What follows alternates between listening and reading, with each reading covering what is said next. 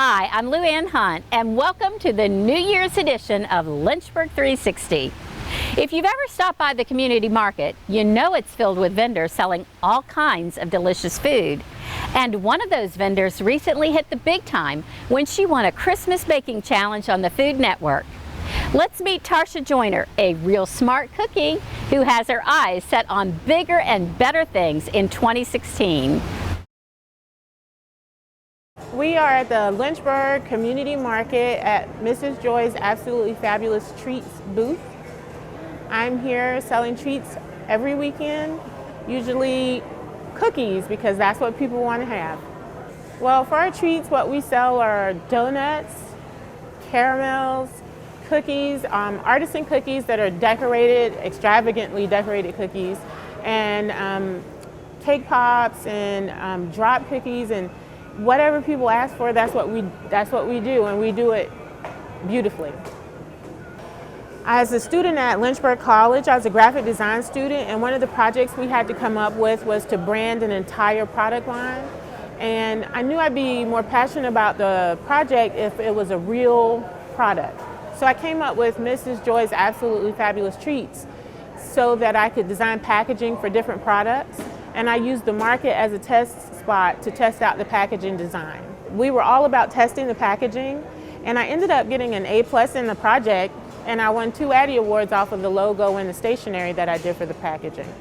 An Addy Award is an advertising award, and they have different categories like logo and packaging and stationery and concept and video. It just depends on what category you enter, and it's a nationwide actually award that could be won, but I participated on the regional level. Prior to this project that we were given, I didn't really bake. The only thing that I really baked was biscuits.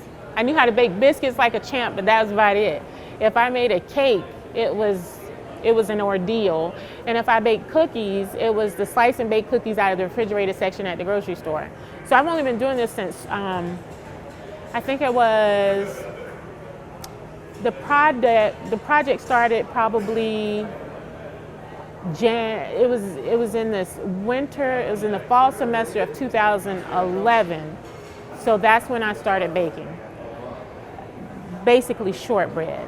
And then I was just, trying things out. Back then it didn't have to taste good, it just had to look good in the packaging. But now I worry about more what it tastes like as well as what it looks like. Well, it was, what happened was a friend in one of our cookie groups in Facebook, she's one of the big cookiers, she posted that Food Network was looking for cookie people to come and apply for a show that they were casting for. And I filled out an application, turned it in, and a couple of days later I heard back. And that started the process, and it was a long process of trying to get on the show. And thousands of people applied, and so they had to weed through all of the people that they thought were going to be good enough to be on the show. When I flew out in August, I had no idea what was going to happen, and I'd never done anything like that before, so it was a new experience, and it was a stressful, extremely stressful experience. And I'd like to say that it was fun, but it wasn't. It was more stress than anything else, but it was very rewarding. I really enjoy competing. So there were like 3 elimination rounds, and like the first round we had to make 3 different types of cookies within a 90-minute time frame. And then the second round we had to make 2 different types of cookies within, I think it was like, it was a very short time, all as I know. And halfway through the round they gave us a twist that we had to make it, one of the cookies naughty. And I thought it was funny that all the other people added booze to their cookies, but I don't drink, actually, so that wasn't anything I thought about doing. And then the last round was the round that I knew I could do well in because I decorate cookies all the time, and it was a decoration round. And usually I have about 12 to 24 hours to get cookies done, and usually it takes about 2 days, but they only gave us 2 hours start to finish, which was a little stressful, but I got it done. Well, aside from the $10,000, was the biggest thing I took away from that experience is that I'm pretty good under pressure. You know, don't ask me how this morning went, but most of the time I'm pretty good under pressure. And I learned that I just needed to focus on what I was doing. If I could just focus on me and what the task that was at hand, I was good. And I tell my kids I prayed the entire time.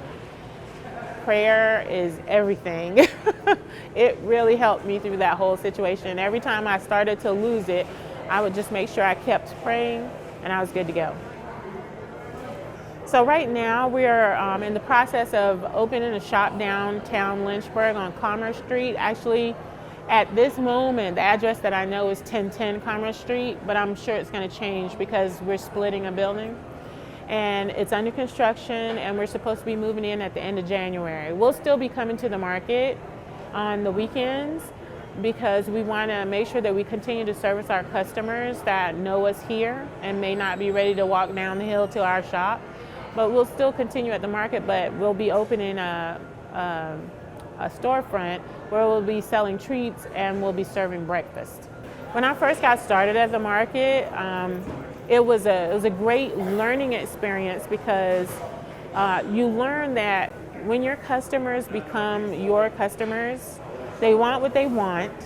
Even if you want to try something different or something new, you have to make sure that you continue to bring what your regulars want. I learned how to make sure that I had just enough, and not too much to have a lot of waste, because waste is money, and we don't like to waste money. Even if it's just a donut, it's still waste and it's still money down the drain. So I learned how to make sure that I don't make more than what's necessary, and I learned how to read what the customers actually want, not necessarily what I want to do, but what they want. And what I really love about the market is that everybody's so friendly, and whether people buy or not, they stop and they talk, and it's nice to get to know people. It's like 4:30 this morning. I sprouted that caramel because it's perfect. Oh, It's the perfect texture.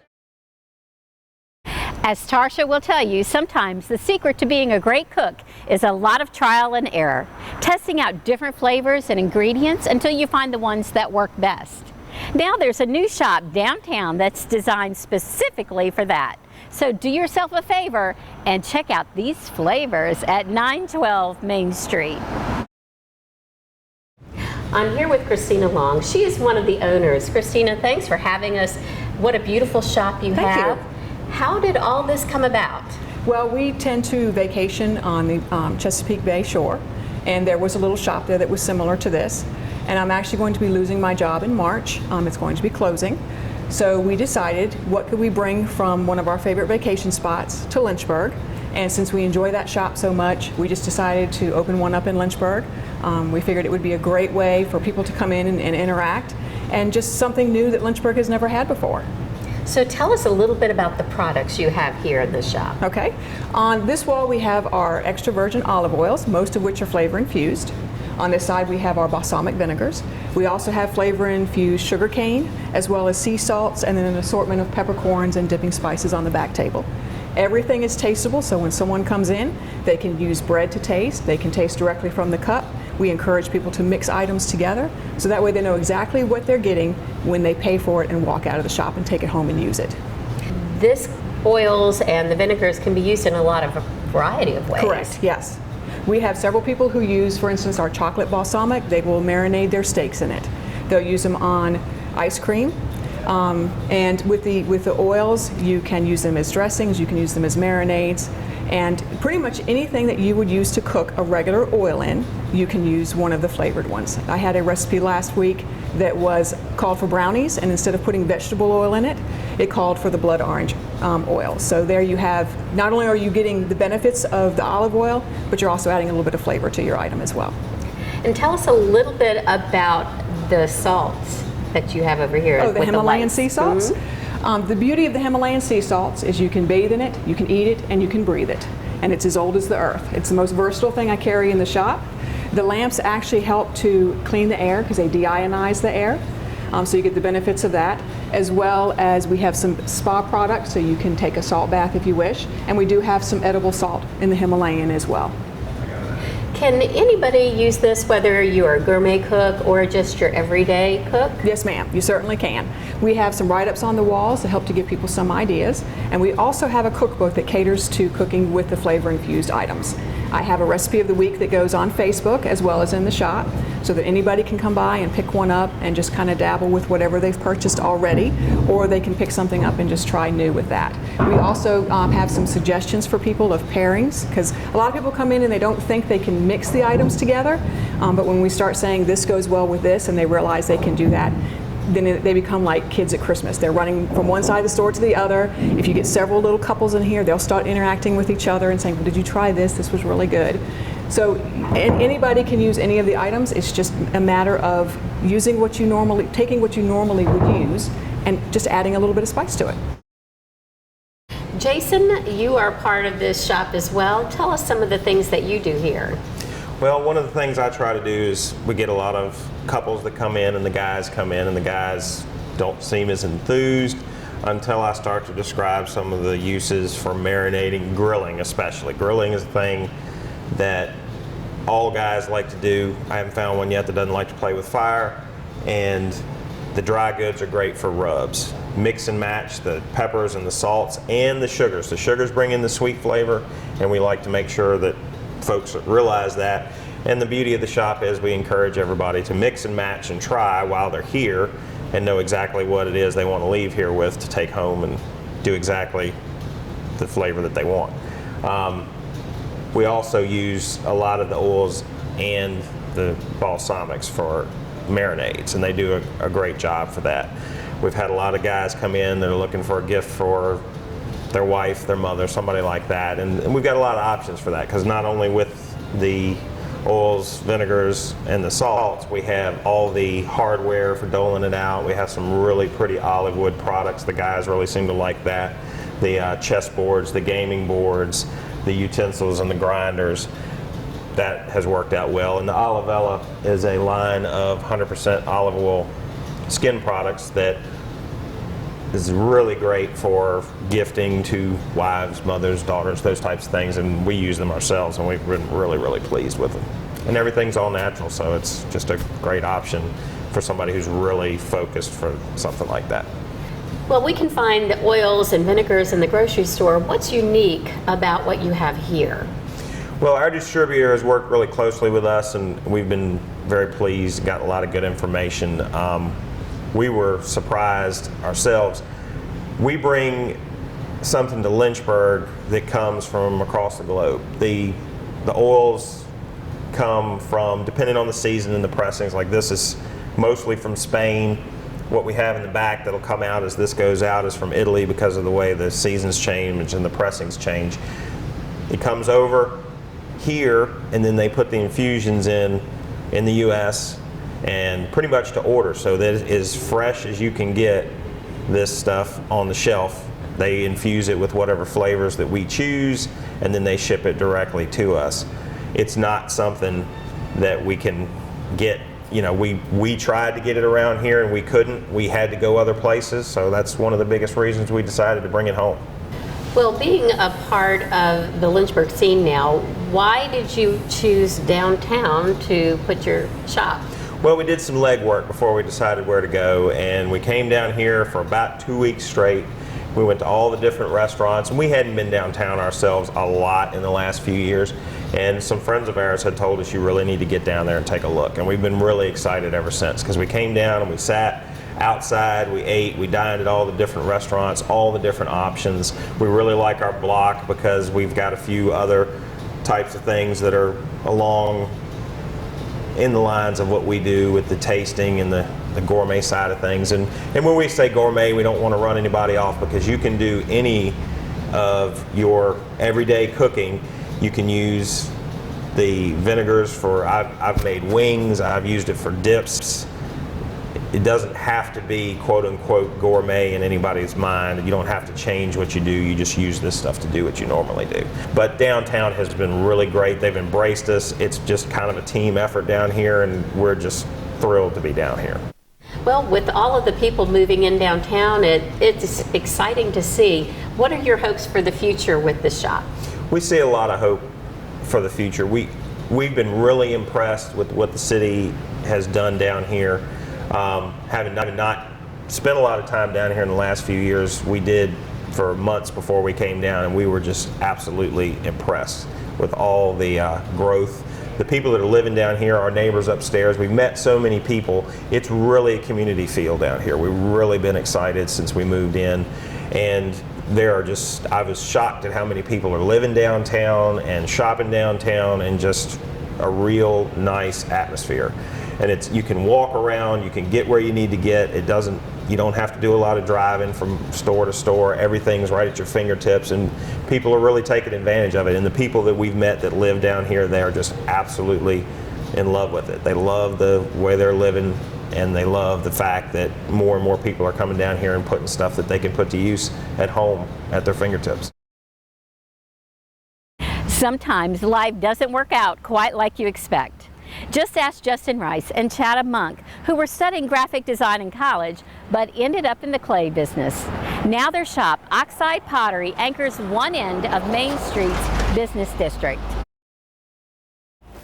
Today we're at Oxide Pottery, showing our studio space and retail area. We make all of the ceramic pieces here, so it's a fully functioning ceramic studio. We just started our 7th year, so Oxide opened in 2009. We've been doing wholesale for, I guess, 4 years out of that or something like that. It was a long process. We were drawing and printmaking majors in college and got involved with clay towards the end of school. And Chatham's father is a ceramic artist and sculptor, so between his influence and us going through art school, we kind of got involved in clay through the side door. We started out in Richmond working out of our garage.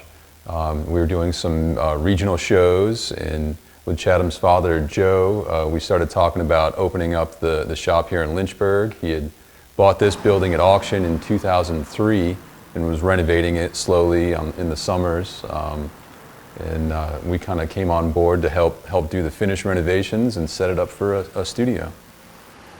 Our ceramics teacher in Cleveland knew before we did that we would be ceramic people. She said that we had the bug and that we would come back to it, and we were both like, no. we like drawing, but she was right. You started thinking about clay all the time. It's an interesting material, so we got sucked in. And through the carved clay pieces we do and some of the decal work, it's definitely kind of a melding of that graphic sensibility through the drawing and printmaking, and bringing that into the clay world. So I think that's what sets us apart from other potters, is the use of those images in creating graphic pieces as well as functional pieces. I like that it changes daily.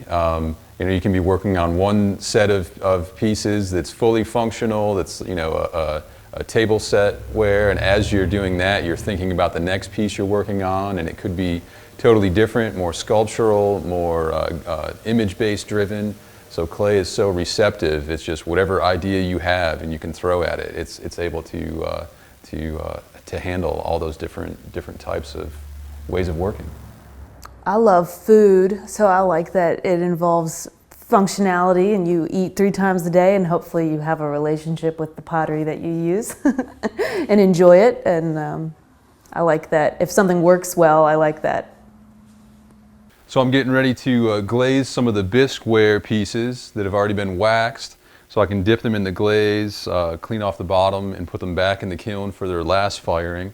The glaze kind of separates. The water will come to the top, and all the kind of particles that are the glaze fall to the bottom. So we got to make sure it's nice and mixed first.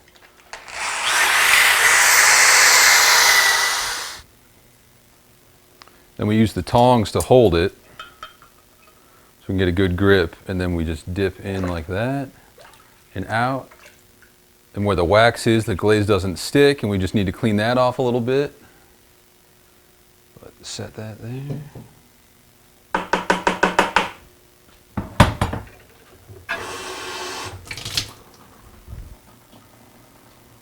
So once it's dry enough to handle, we can just clean this off.